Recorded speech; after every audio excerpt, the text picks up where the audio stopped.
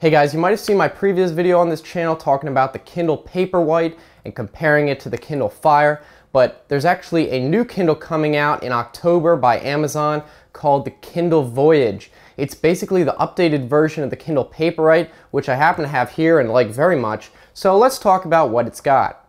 Now, Amazon just recently announced it. Basically what it's got is an increased pixel density. I believe the Kindle Paperwhite has 226 pixels per inch. The Kindle Voyage has 300. That's pretty good. And this is using e-ink, which I am a big fan of as opposed to an LCD screen. It's also got a new way of navigating through pages. You actually press on the bezel instead of the screen, although that's possible too, to turn pages. I think that's pretty cool. It's just another way, if you're just holding it, you don't have to move your fingers at all. It's a little bit convenient. Next, the way it's illuminated is also a little bit different. The e-ink is actually apparently flush with the bezel, and it's got front LEDs to light up an auto-sense ambient light.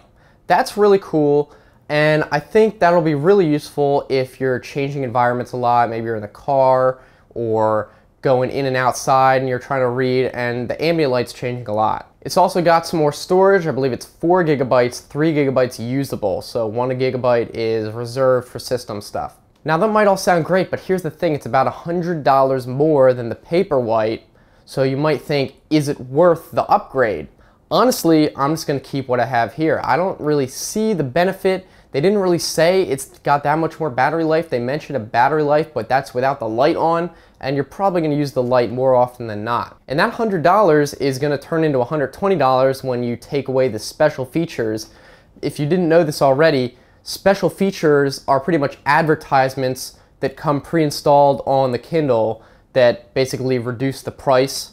It kind of subsidizes the price, so you pay more if you don't want these built-in advertisements, which I obviously didn't want that. So if you want it without advertisements, then you gotta pay up an extra $20 on top of the $100 for the upgrade.